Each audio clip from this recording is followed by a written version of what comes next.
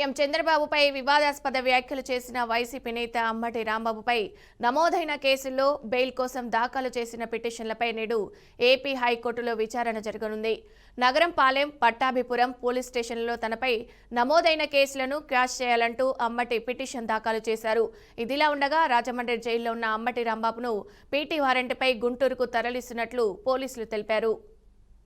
CM చంద్రబాబుపై వివాదాస్పద వ్యాఖ్యలు చేసిన వైసీపీ నేత అంబటి రాంబాబుపై నమోదైన కేసుల్లో బెయిల్ కోసం దాఖలు చేసిన పిటిషన్లపై నేడు ఏపీ హైకోర్టులో విచారణ జరగనుంది.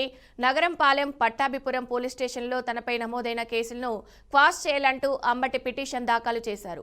ఇక ఇదిలా ఉండగా రాజమండ్రి జైల్లో ఉన్న అంబటి రాంబాబును పీటీ వారెంట్పై గుంటూరుకు తరలిస్తున్నట్లు పోలీసులు తెలిపారు. ఇక ఇదే అంశానికి సంబంధించి మరింత సమాచారం మా ప్రతినిధి సువర్ణబాబు అందిస్తారు. సువర్ణబాబు,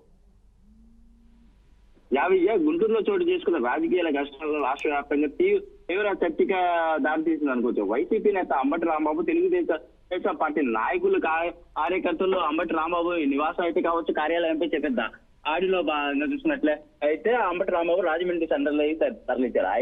అయితే గత నెల 30వ తారీఖున గోరంట్ల వెంకటేశ్వర స్వామి గుడిలో ప్రత్యేక పూజలు ఏదైతే ఆ తెలుగుదేశం కార్యకర్తలు నాయకత్తులకు మంచి బుద్ధి కలగాలని చెప్పేసి అని ప్రత్యేక పూజలు చేసిన అనంతరం బయటకు వచ్చి దారి మార్గంలో అయితే టీడీపీ నాయకులు అంబటి రాంబాబు వాహనం అయితే కావచ్చు తనపైకి పెద్ద ఎత్తున దాడి అవుతున్నది. ఇందులో ఈ ఘర్షణలో భాగంగా అంబటి రాంబాబు దురుసుగా ప్రవర్తించి ఏకవచనంతో ఏదైతే ప్రస్తుత ముఖ్యమంత్రి నారా చంద్రబాబుపై ఏకవచనంతో అయితే కావచ్చు ఏదో అనుకోవడాన్ని పదజాలాలు వాడడంతో ఉన్న పళ్ళంగా అక్కడే గోరంట్ల సెంటర్ లోనే అంబటి రాంబాబు బహిరంగ క్షమాపణ అయితే చెప్పాలని కోరాడు.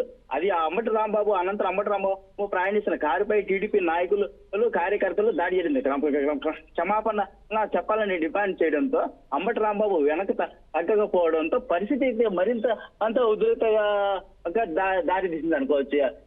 అయితే అది అందులో భాగం చూసినట్లయితే అంబటి రాంబాబు ఇంటికి వెళ్ళినప్పటికీ కూడా ఇంటికి కారు మరియు ఫర్నిచర్ కూడా ధ్వంసం చేసినట్టయితే జరిగిన బహిరంగ క్షమాపణ చెప్తే పోతుంది కదా. బహిరంగ క్షమాపణ చెప్పకుండా వెనక తగ్గకుండా అంబటి రాంబాబు అప్పటికి తెలుగుదేశం నాయకులకు మా ఇంట్లో ఉన్న కుక్కలు కూడా భయపడవు అట్లాంటి పదాలు కూడా వాడడంతో అక్కడ ఒక ఉద్రిక్త వాతావరణం అయితే నెలకొంది అనుకోవచ్చు. అయితే అనంతరం సాయంత్రం 30వ తారీఖున దగ్గర ఒక 5-6 గంటల పాటు అంబటి రాంబాబు నివాసం దగ్గర అయితే ఒక ఉద్రిక్త వాతావరణం నెలకొంది.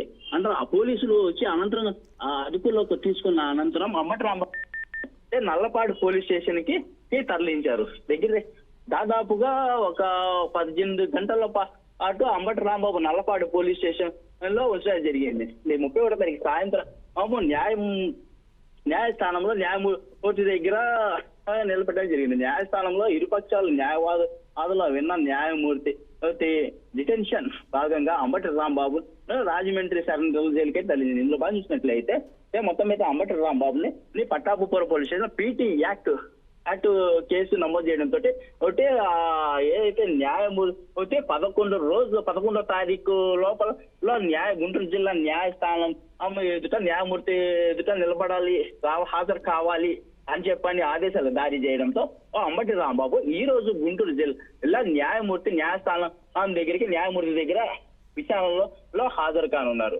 ఇందులో బాగా ఈ రోజు సాయంత్రానికి అంబటి రాంబాబు ఏదైతే రాజమండ్రి సెంట్రల్ జైల్లో ఏదైతే ఈ ఘర్షణ జరిగిందో ఇంటిపై ఆడైతే కావచ్చు ఈ కేసులో బెయిల్ వస్తుందా రాదా, లేదంటే ఈపీటీ యాక్షన్ లో మరి ఇంకా కేసు పొడిగించే అవకాశం ఉందా అని చెప్పేసి అనేది వేచి చూడాల్సి వస్తుంది. విజయ.